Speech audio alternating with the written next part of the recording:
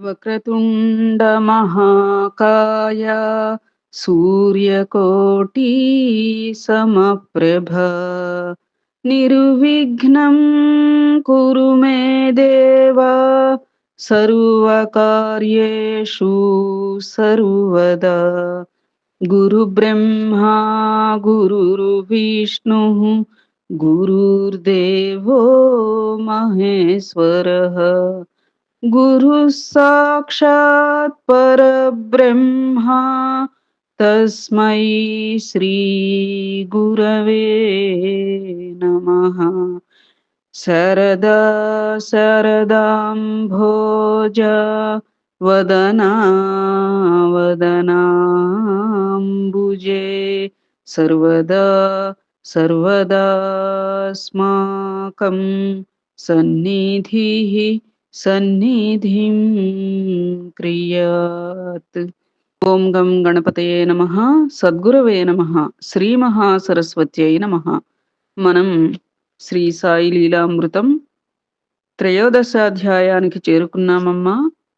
ద్వాదశోధ్యాయ పరంగా మనం దక్షిణ అనేటువంటి అంశం రీత్యా ఎన్నో నిగూఢమైనటువంటి విషయాలని చక్కగా తెలుసుకున్నాం. దక్షిణ ఇయ్యటం అంటే ఏదో మనం దానం చేసేసినట్లో మరొకటో కాదు. దక్షిణ అంటే మన యొక్క కర్మలని అరగదీయడమే కాక మన యొక్క సత్కర్మల పుణ్యబలాన్ని పెంపొందించి తద్వారా తరతరాలకు కూడా ఆ పుణ్యబలం అడ్డుపడుతుందని, అప్పుడేమవుతుంది, కర్మరాహిత్యం కూడా మనకే కాక మనందరికీ కూడా కర్మరాహిత్యం కలుగుతుంది అని. ఇట్లా అంతేకాక మనం చేస్తున్నటువంటి సద్గ్రంథ పఠనం బాగా మనకి మనసుకి అవగతం అవ్వాలి. దానిలో నుంచి మనం ఎన్నో అంశాలను తెలుసుకుని నిధిధ్యాసనం చేయగలగాలి అని అంటే కూడా దక్షిణ కోరేవారని. ఇట్లా ఒక అంశానికి కాదు, అటు దుష్కర్మల బలానికి, సత్కర్మల పుణ్యం పెంపొందించడానికి, కర్మరాహిత్యానికి ఒకటే మాట చెప్పుకోవాలి అంటే ఇహపర సార్థకతకు కూడా దక్షిణ ఎంతగా ఉపకరిస్తుంది అనేది మనం చాలా అంటే చాలా స్పష్టంగా ద్వాదశోధ్యాయంలో చెప్పుకున్నాం కదా అమ్మా. త్రయోదశాధ్యాయ పరంగా మనం సాయి సాంప్రదాయం అనేటువంటి అంశం రీత్యా అనేక విషయాలు తెలుసుకోవడానికి ప్రయత్నం చేద్దాం.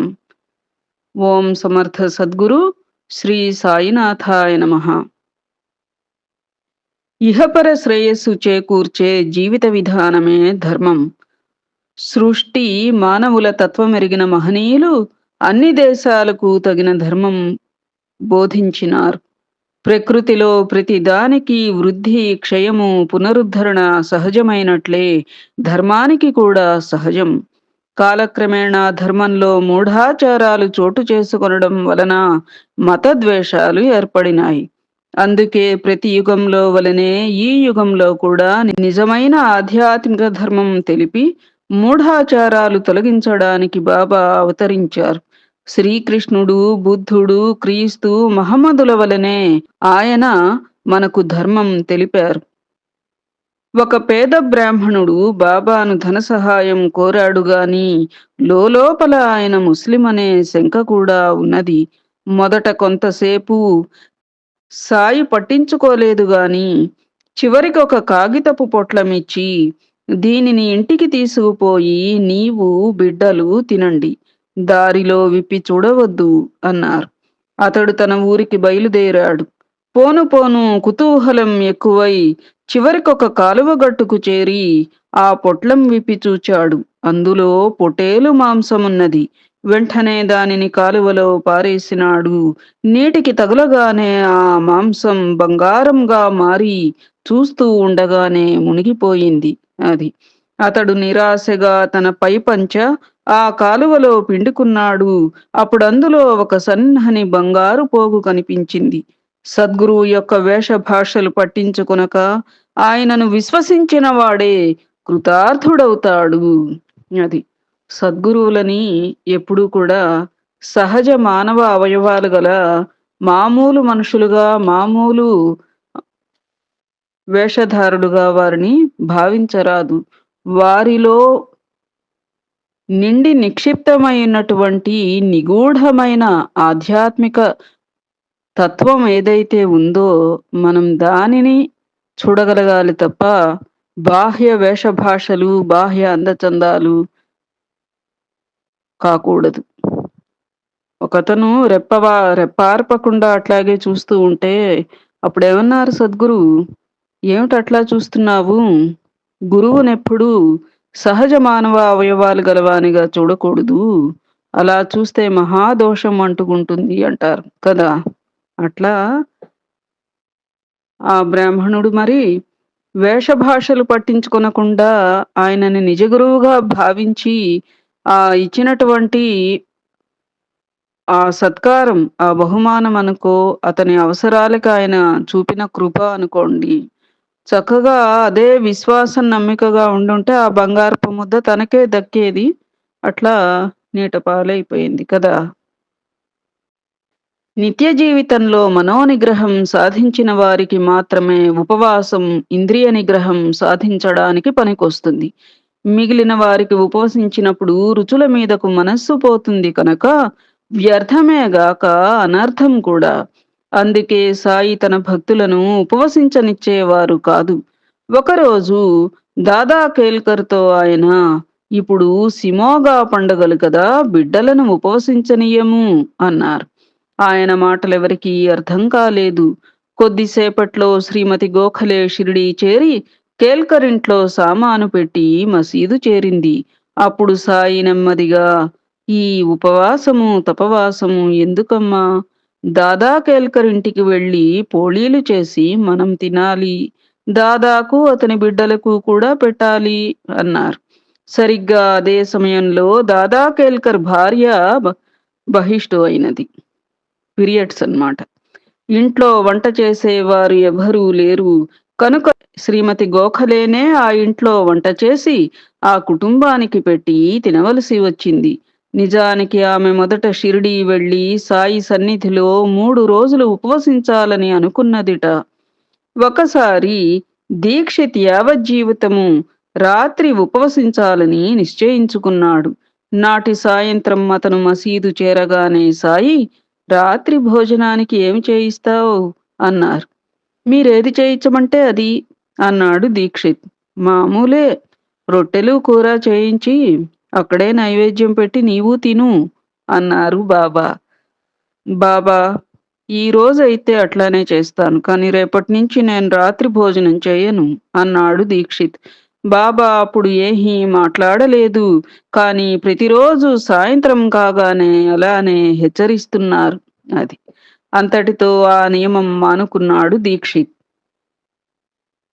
ఒకరోజు అందరూ ఆరతికి మసీదుకు వెళ్ళినప్పుడు బల్వంత్ నాచ్ నేను వెళ్ళి భోజనం చేయమన్నారు బాబా.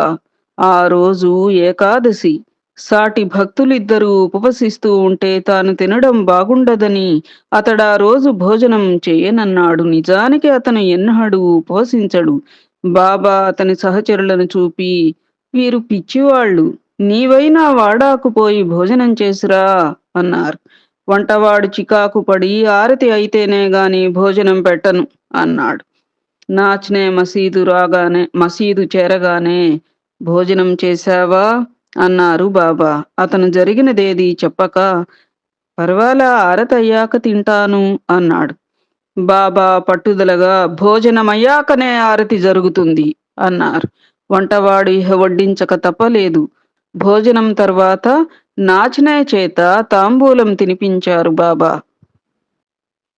శ్యామ తరచుగా ద్వారకలో 50 కోట్ల మంది యాదవులుండేవారని, రామునికి యుద్ధంలో సహాయంగా 1,00,00,000 మంది వానరులు ఒకచోట చేరారని వ్రాశారు బాబా. అది నిజమేనా అని అడిగితే సాయి, "ఆ, నిజమే. రాముడు, కృష్ణుడు అవతరించినది కూడా నిజమే. వారంతా చీమల పుట్టల్లా ఒకరిపై ఒకరు చేరారు" అన్నారు. అతడు, "చూచినట్లే చెబుతున్నారే" అని అంటే ఆయన, "అవును, చూచాను. నాకు నీకు ఎన్నో జన్మలు గడిచాయి. నాకన్నీ గుర్తున్నాయి, నీకు లేవు. ఇప్పుడెలా ఉన్నానో అప్పుడు అలానే ఉన్నాను" అన్నారు. మరోసారి ఇతనే బ్రహ్మలోకము మొదలైనవి తనకు చూపమని పట్టుబట్టాడు. భగవంతుని ముందు అవి అల్పాలని, అశాశ్వతములని, వాటిని పట్టించుకోవద్దని చెప్పినా అతను వినలేదు. బాబా అతనిని కళ్ళు మూసుకోమన్నారు.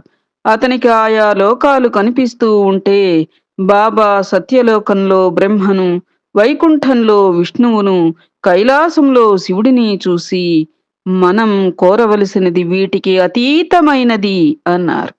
అది. దేవతారాధన అనేది ఆ యొక్క పుణ్యం ఉన్నంత వరకు మాత్రమే మనం స్వర్గంలో ఉంటాం. తదుపరి మళ్ళీ మన కర్మల రీత్యా ఢమాల్న పడిపోతాం. అంటే అనేక జన్మలు ఎత్తుతాం అన్నట్లుగా. అదే కనుక గురుకృప వలన పొందేటువంటిది ఏదైతే ఉంటుందో పరసార్థకత అది శాశ్వతమైనది అన్నట్లుగా. నాగపూర్ జిల్లాకు చెందిన భీష్మకు 1908లో ఒక రాత్రి కలలో ఒక నల్లని సద్బ్రాహ్మణుడు దర్శనమిచ్చి ఒక కాగితం మీద సచిదానంద అన్న మంత్రం చూపాడు. తర్వాత అతడొక సాధువును అడిగితే అది అతని సద్గురు నామమని చెప్పాడు. తర్వాత అతను షిరిడీ వచ్చినప్పుడు సాయి అతనిని చూస్తూనే నవ్వి జై సచిదానంద అన్నారు. అతను ఆశ్చర్యపోయి తనకు స్వప్న దర్శనమిచ్చిన గురువు వీరేనేమో అనుకున్నాడు. కానీ వారు వైష్ణవులు వేరు, ఆ కలలో కనిపించిన వారు. మరి సాయి ముస్లిం కదా అని శంకించినాడు. ఒకరోజు సాయి, మేమే సర్వత్రా సంచరిస్తున్నాము. బొంబాయి, పూణే, నాగపూర్ మొదలైన ప్రదేశాలన్నీ రామమయమే. తెలిసిందా మిత్రమా? నీవు 5 లడ్డూలియ్యాలి అన్నారు. మరురోజు తెల్లవారగానే అతని హృదయంలో కవిత పెల్లుబుకి వెంటనే 2 పాటలు వ్రాసాడు. కానీ ఆపై ఒక్కటి కూడా నడవలేదు. వాటిని సమర్పించగానే సాయి అతనినే పాడి వినిపించమన్నారు. అతను పాడాక అతని తలపై చెయ్యి పెట్టి ఆశీర్వదించారు. అతనికి మళ్ళీ స్ఫూర్తి కలిగి మరి 3 పాటలు వ్రాసి ఆయనకు వినిపించినాడు. అవే మొదటి షిరిడీ హారతులు. సాయి ఇలా కోరి తమ తపశ్శక్తి ధారపోసి వ్రాయించుకుని దక్షిణగా తీసుకున్నవి అది హారతి పాటలన్నమాట. భగవంతుడు నిజంగా సద్గురువు గాని మనం ఏది చేస్తున్నా కూడా వారి శక్తిని మన ఎడల మనపై ధారపోసి మనల్ని నడిపించాల్సిందే తప్ప, మన స్వప్రయత్నంగా నడుస్తున్నామనో, అంటే ఆధ్యాత్మిక విషయాలు చెప్తున్నా ముఖ్యంగా. నడుస్తున్నామనో, మాట్లాడుతున్నామనో, ఏదో చేసేస్తున్నామనో ఇవన్నీ కూడా చాలా తప్పుగా మనం భావించుకుంటూ ఉంటాం కదా! లౌకికులం గదా! అది. కొంత అంతా మన ప్రగతి కూడా కొంత ఉంది అని. కాకపోతే మన ప్రగతి ఉంది. ఏమిటి అంటే సత్సంకల్పం, సత్వగుణం అనేటువంటివి 2 కనుక మనలో పుష్కలంగా ఉంటే, మనల్ని ఒక పావుగా పెట్టి ఆ సద్గురువు తప్పకుండా ఈ పారాయణలు ఇవన్నీ మరి మనతో చేయించట్లేదా అమ్మా? అట్లా మనతో మంచి మంచి పనులన్నీ ఆయనే తప్పనిసరిగా బాధ్యత వహించి మన చేత నెరవేరింపచేస్తారు. అట్లా హారతులు తన యొక్క శక్తిని ధారపోసి అతనిలో ఒక కవిత పెలుబుకేటట్లు చేసి, అంటే నెత్తి మీద చేయి పట్టి మరీ ఆశీర్వదించాక అతనికి కవితాగానం పెలుబుకింది. ముందర 2 చెప్పగానే ఆగిపోయింది. ఆ ఫ్లో చూసారా? అది. ఎందుకంటే అవి తనంతట తానుగా అసలంటూ సంకల్పంతో మొదలుపెట్టారు. తర్వాత గురుకృపతో అవి పూర్తయినాయి. అది గురుకృపతో జరిగింది కాబట్టే నేటికి కూడా షిరిడీలో అవే హారతులు ఈ రోజుకి కూడా చెలామణి అవుతున్నాయి. తద్వారా మనందరం కూడా అవే ఫాలో అవుతున్నామంటే ఇహ చూడు ఎంత ఇదో. హ్మ్. తర్వాత దాసగను మాధవులు మరికొన్ని పాటలు చేర్చి నేటి షిరిడీ ఆరతులు కూర్చారు. అందుకే భావమెరిగి వాటిని పాడుకొనిన ఎంతో శ్రేయస్కరం. మన శాస్త్రాలను బాబా చక్కగా వివరించారు. శ్రోత్రియుడు నానా చందోర్కర్ తనకు భోజన సమయంలో తరచుగా అతిథులు దొరకడం లేదు అన్నాడు. బాబా అన్నారు గదా, నానా, శాస్త్రాలలో పొరపాటులు ఏమీ లేవు. వాటిని నీవే సరిగా అర్థం చేసుకోలేదు. అతిథి అంటే మానవుడే కాదు, భోజన సమయానికి వచ్చిన ఏ ప్రాణి అయినా అతిథే. క్రిమికీటకాదుల నుండి మానవుల వరకు నిజంగా లభించిన అతిథులను నీవు గుర్తించడం లేదు. కాకబలికి బయట సమృద్ధిగా అన్నం విడిచిరా, ఏ ప్రాణిని పిలవవద్దు, తరుమవద్దు, ఏ ప్రాణి వచ్చింది అనేది కూడా పట్టించుకొనవద్దు. అలా చేస్తే నీవు లక్షలాది అతిథులను ఆదరించినట్లే. ఇది మనం ఎప్పుడూ చెప్పుకుంటూ ఉండేవాళ్ళం కదమ్మా! గతంలో జపయజ్ఞాల టైం అప్పుడు. ఏ విషయంలోనైనా కొంతవరకు జాగ్రత్త అవసరమే, సహజమే. కానీ సర్వానికి కర్త భగవంతుడేనని, సద్గురు అనుగ్రహాన్ని మించినదేదీ లేదన్న సత్యాన్ని అది మరిపించకూడదు. అది పిరికితనంగా, మూఢనమ్మకంగా మారకూడదు. ఒకప్పుడు షిరిడీ పరిసరాలలో కలరా వ్యాపించింది. పక్క గ్రామాలతో సంబంధం లేకుండా ఆ గ్రామస్తులు జాగ్రత్త పడినారు, మంచిదే. కానీ ఊరిలోకి కట్టెల బండి ప్రవేశించడం అశుభమని నమ్మి నిషేధించి దానిని ఉల్లంఘించిన వారికి జరిమానా ప్రకటించినారు. ఇంతలో ఆ ఊరు సమీపించిన కట్టెల బండిని సాయియే పిలిచి మసీదులో ధునికి కట్టెలు వేయించారు. ఎవ్వరూ ఆయనకు ఎదురు చెప్పలేదు. ధర్మం ఉల్లంఘించమని సద్గురువు ఎన్నడూ చెప్పరు. మనకు ధర్మ సూక్ష్మం అర్థం కాక అలా అనిపించవచ్చు. శాస్త్రవాక్యాన్ని విడిచి ఆయన ఆజ్ఞనే పాటించమని ధర్మశాస్త్రము, ఆధ్యాత్మ విద్య చెబుతాయి. కారణం, ధర్మాలన్నీ సద్గురు కృపను ప్రసాదించేవే. అయితే ఆయన యందు దృఢ విశ్వాసమున్న వారికే ఉత్తమ ఫలితం వస్తుంది. సద్గురువును తాను పూర్ణంగా విశ్వసించామని భ్రమించి ఆయన తమను కరుణించలేదని భక్తులు వాపోతారు. అందుకని అప్పుడప్పుడు సద్గురువు వారి విశ్వాసం ఎంతటిదో వారికి నిరూపిస్తూ ఉంటారు. నువ్వేదో అనుకుంటున్నావు నాయనా, నీకంత విశ్వాసం నమ్మిక లేవు, అందువలన నీకు జాప్యం అవుతోంది అని కూడా ఆయన నిరూపిస్తూ ఉండేవారట. ఒకరోజు ఒక కృశించిన ముసలి మేక మసీదులోనికి వచ్చింది. బడే బాబాను పిలిచి, నీవు ఆ మేకను ఒక్క దెబ్బతో నరుకు అన్నారు. అది తన వల్ల కాదని చెప్పి అక్కడ నుండి వెళ్ళిపోయాడు బడే బాబా. శ్యామాను పిలిచి రాధాకృష్ణమాయి వద్ద నుండి కత్తి తెచ్చి ఆ మేకను నరకమన్నారు శ్రీ సాయి. ఆమె మొదట తెలియక కత్తి పంపింది, కాని ఎందుకో విషయం తెలిసి తిరిగి తెప్పించేసుకుంది. శ్యామ కూడా వేరొక కత్తి తెస్తానని వెళ్ళి ఇంకా తిరిగి రాలేదు. సాయి అలానే దీక్షితును ఆజ్ఞాపించారు. అతడు కత్తి తెచ్చాడు.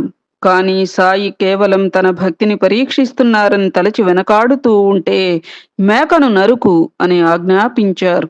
సరిగ్గా అతను నరకబోయే సమయానికి వారించి, దానిని విడిచిపెట్టు, నేనే చంపుతాను, కాని మసీదులో కాదు అన్నారు. ఆ మేక కొన్ని అడుగులు బయటకు నడిచి చచ్చి క్రింద పడింది. అంటే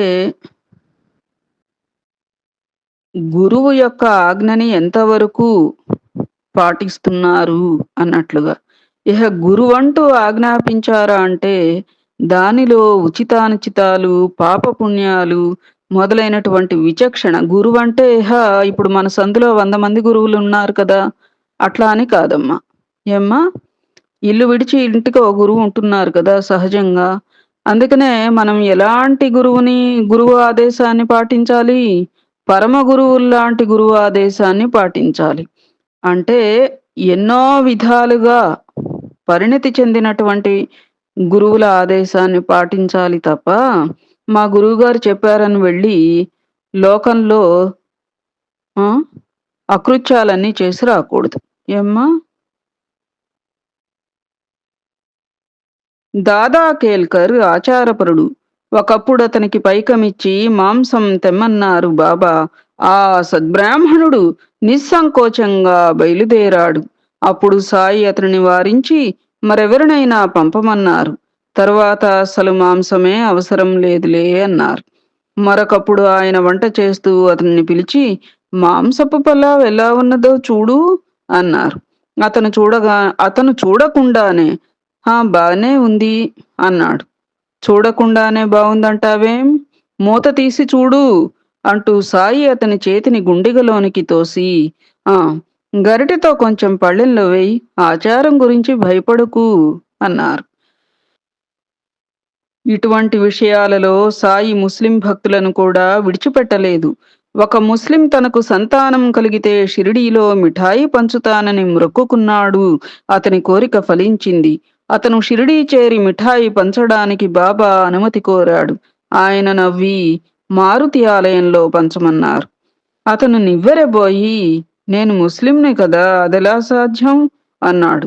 బాబా నవ్వుతూ, ఇటీవల వారికి జరిగిన యుద్ధంలో మారుతి అల్లాహ్ను ఓడించాడు అని ఉగ్రులై, ఏం ముస్లింరువా నీవు, ఆలయంలో మిఠాయి పంచు పో అని గద్దించినారు. సర్వగతుడైన భగవంతునిపై భక్తికి మతభేదం ఆటంకం కాదని వారి భావం. అతడు బాబా ఆజ్ఞను పాటించినాడు. నైజాం రాష్ట్రానికి చెందిన ఒక ముస్లిం మత ప్రముఖుడు షిరిడీ వచ్చి మసీదులో అగ్నిహోత్రము, గంటలు మొదలైనవి ఉండటం గురించి బాబాతో, ఇది ముస్లింలైన మీకు తగదు, అల్లాహ్ మిమ్మల్ని సహించడు అన్నాడు. సాయి ఉగ్రులై, నీవసలు ముస్లింవేనా? నీకు నమాజు, షరియత్, ఖురాన్లు తెలుసా? ముస్లింలు మాత్రమే దేవుని చేత సృష్టించబడినారా? తక్కిన వారిని ఎవరికైనా జీతానికి అప్పగించారా? వారి చావు పుట్టుకలు, ఆకలి దప్పులలో ఏమైనా భేదమున్నదా? అసలైన ఇస్లాం నాకు తెలుసు. భగవంతుని శక్తిని రుజువు చేయగలవాడే ముస్లిం అన్నారు. ఆ ఖాజీ సాయంత్రం వరకు మౌనంగా మసీదు ముంగిట పచార్లు చేసి బాబాకు మ్రోకరిల్లి తనను అనుగ్రహించమని కోరాడు. అతనిని 3-4 రోజులు తమ దగ్గర నుంచుకుని ఆశీర్వదించి పంపారు శ్రీ బాబా. ధర్మాచరణ, భగవంతునికి శరణాగతి మాత్రమే ఇస్లాం ధర్మం అని ఖురాన్ చెబుతుంది.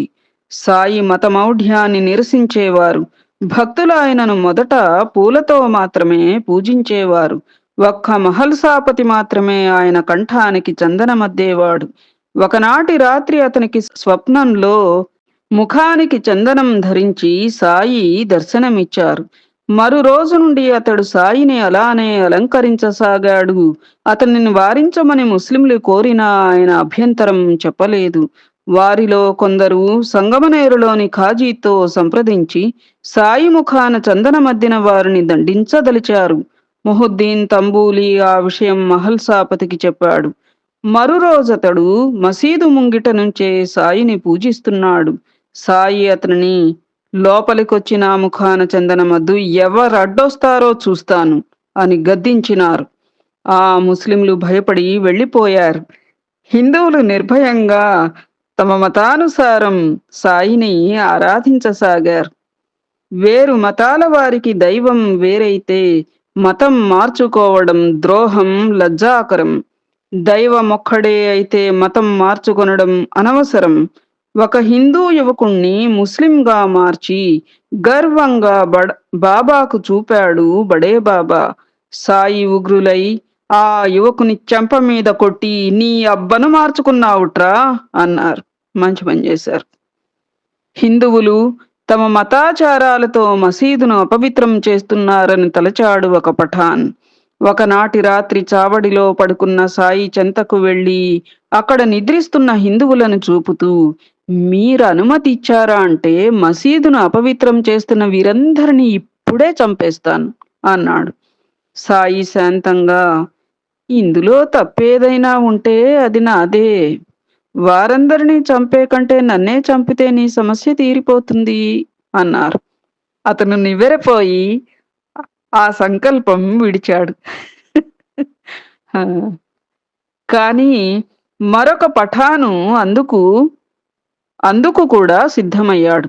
ఎందుకు అంటే సాయిని కూడా చంపుదాము అనే దీనికి సిద్ధమయ్యాట మరొక పఠాన్ గారు. ఒకరోజు సాయి మసీదులో అటు ఇటు తిరుగుతున్నారు. ఇతడు చేతిలో దుడ్డు కర్ర తీసుకుని వెనక నుండి వచ్చి సాయిని కొట్టబోయాడు. అతడు కర్ర ఎత్తిన క్షణంలో ఆయన అతని వైపు తీవ్రంగా చూచి అతని చేయి తాకారు. అదేమి చిత్రమో గాని అతడి బలమంతా పోయి కుప్పకూలాడు. నాటితో అతను ఆ సంకల్పం విడిచాడు. ఇలాంటి ముస్లిమే మరొకడు హిందువులను భ్రష్టులను చెయ్యదలిచి బాబా లిండీకి వెళ్ళినప్పుడు మసీదులోని మంచినీటి కుండలలో తాను త్రాగిన నీళ్లు కలిపాడు. ఇంతలో బాబా తిరిగి వచ్చి ఆ నీళ్లు పారబోసి కుండలు పగలకొట్టి పెద్దగా తిట్టారు. ఇక్కడ మనం గ్రహించవలసింది ఏమిటి? ఎవరి ఆచారాన్ని వాళ్ళం తప్పకుండా పాటించాలి. భిన్నత్వంలో ఏకత్వమే మన యొక్క భారతదేశ యొక్క ప్రత్యేకత కదా! అయితే ఎవరి పరిధుల్లో వాళ్ళుండాలి. అందరి ఎడల సమదృష్టి, సమభావన, అందరం సమైక్యంగా ఉండాలి తప్ప ఇహ ఇతరాలు ఉండకూడదు అన్నట్లుగా ఈ కథలు మనకి తెలియచెప్తున్నాయమ్మా కదూ! హిందూ భక్తులకు వలె పాత్రులైన ముస్లింలను కూడా సంస్కరించి అనుగ్రహించేవారు శ్రీ సాయి. ఎన్నోసార్లు మక్కా యాత్ర చేసిన ఒక ముస్లిం హాజీ సిద్దిక్ ఫాల్కే షిరిడీ వచ్చాడు. అతనిని చూస్తూనే బాబా ఉగ్రులై 2 నెలల వరకు అతనిని మసీదులో ప్రవేశించనీయలేదు. ఒకరోజు శ్యామ అతని తరఫున ప్రార్థిస్తే ఆ హాజీ బార్వే బావి దగ్గరకు సన్నని కాలిబాటన వస్తాడా అన్నారు. హాజీని అడిగితే అతను వస్తానన్నాడు. అది విని సాయి 4 వాయిదాలలో 40,000 రూపాయలు చెల్లిస్తాడా అన్నారు. శ్యామ అడిగి వచ్చి అతను 40 లక్షలైనా ఇవ్వడానికి సిద్ధమేట అని చెప్పాడు. ఈసారి ఆయన మేము ఒక మేకను కోస్తాం. అతడికి తల, పిరుదులు, వృషణాలు ఏవి కావాలో కనుక్కో అన్నారు. బాబా గారి మట్టి కుండలోని చిన్న రొట్టె ముక్క చాలు అని అతను కబురు చేశాడు హాజీ. అది విన్న సాయి పట్టరాని ఆవేశంతో మసీదులోని పాత్రలన్నీ బయటపారేసి కఫ్నీ చేతులు పైకి ముడుచుకుంటూ కోపంగా హాజీ వద్దకు వచ్చి, ఇక్కడున్నది ఎవరనుకున్నావు?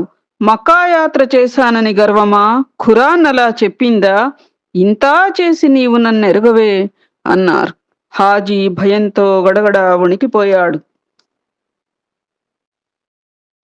బాబా మసీదుకు తిరిగి వచ్చి తమ వద్దనున్న పైకంతో పండ్లు కొని హాజీకి పంపి 50 రూపాయలు కూడా ఇచ్చారు. నాటి నుండి అతడు మసీదు ప్రవేశించడానికి సాయి అనుమతించారు. ఆయన చెప్పిన మేక శరీరంలోని భాగాలు ధర్మార్థ కామాలు. అది హాజీ కోరినది సాయి నిత్యమనుభవించే మోక్షం. సాయి పాత్రలోని చిన్న రొట్టె ముక్క కోరడంలో హాజీ గురూచిష్టం కోరాడు అని అక్కడ పరోక్ష భావన. ఏమ్మా, సాయి చెప్పిన కాలిబాట సన్నని కాలిబాటలో వస్తాడా అని కబురు చేశారు కదా, అది సాయి చెప్పిన కాలిబాట కఠోరమైన సాధన. 40,000 రూపాయలు అంతఃకరణ చతుష్టయం. కానీ అవి మొదట తాను హాజీననే గర్వంలో చిక్కుకున్నాయి. అతడు తమను శరణు పొందాకనే సాయి కోపంతో అతని గర్వమణచడం సరియైన గురువుల పద్ధతి. అది నెరవేరగానే తమ సంతోషానికి సంకేతంగా సాయి పండ్లు కానుక ప్రసాదించారు. ఇలానే హిందువులను కూడా సంస్కరించారు శ్రీ సాయి. బలవంత్ నాచ్నే 1915వ సంవత్సరంలో ఒకనాటి రాత్రి 8 గంటలకు సాయిని దర్శించి ముక్తి మార్గం చెప్పమని ప్రార్థించినాడు. దేవపూర్ వెళ్ళి అక్కడ అనాదిగా మీ పూర్వీకులు అర్చిస్తున్న శిలలను ఆశ్రయించు అన్నారు. అతనికి అర్థం కాలేదు. ఇంటికి వెళ్ళాక నిజంగానే వారి పూర్వీకులు దేవపూర్లో కొన్ని విగ్రహాలను పూజించేవారని అతని తండ్రి చెప్పాడు. 5 తరాలకు ముందు వారి పూర్వీకుడు బాబా ప్రయాగ్ తమ 70వ ఏట సంతానం కోసం ఏకనాథుని శిష్యుడైన బాబా భాగవత్ అనే మహాత్ముని త్రయంబకేశ్వరంలో దర్శించినాడు. ఆయన ఆశీస్సులతో కలిగిన పసిబిడ్డను దేవపూర్ తీసుకువెళ్లి జ్ఞానేశ్వరి వ్రాతప్రతి చేతిలో పెట్టారు భాగవత్. వంశం నిలబడితే ఆ వంశస్థులు భాగవత్ వంశస్థుల నుండి ఉపదేశం పొందుతామని ఆ పూర్వీకుడు మ్రొక్కుకున్నాడు. ఇదంతా సాయికి తెలియడమే ఆశ్చర్యం. అయినా చాలా సంవత్సరాలకు నాచ్నే 1927లో నానూ మహారాజ్ అనే 15 సంవత్సరాల మహాత్ముడిని దర్శించినాడు. ఆయన దేవపూర్ వెళ్ళావా అన్నారు. నాచ్నే ఆశ్చర్యపోయి ఆ గురువంశంలో నాకంటే పెద్దలెవరూ లేరని వెళ్ళలేదు అన్నాడు. అయితేనేం, నా గురువు శ్రీదోయిపోడే నాకంటే చిన్నవారు. నీ గురువు పేరు భాగవత్ అన్నారు ఆ మహాత్ముడు. నాచ్నే త్వరలో దేవపూర్ వెళ్ళి ఉపదేశం పొందాడు. సంవత్సరం తర్వాత నానూ మహారాజు బొంబాయి వస్తున్నారని అతనికి తెలిసి స్టేషన్‌కు వెళ్ళాడు నాచ్నే. నానూ మహారాజ్ అతనికి తమ గురువైన 8 సంవత్సరాల శ్రీపాద దోయిపోడే గారిని చూపారు. చూసారా? ఆ గురుత్వం అనే దీనికి వయసులు సంబంధం ఉండదు. మహనీయుల విషయాలలో వయస్సుల సంబంధాలు ఉండవమ్మా. అందుకనే గురుభావనగా నమస్కరించడంలో వయస్సులు కాదక్కడ. వారిలోని గురుత్వానికి నమస్కరించడంలో తప్పు లేదన్నమాట.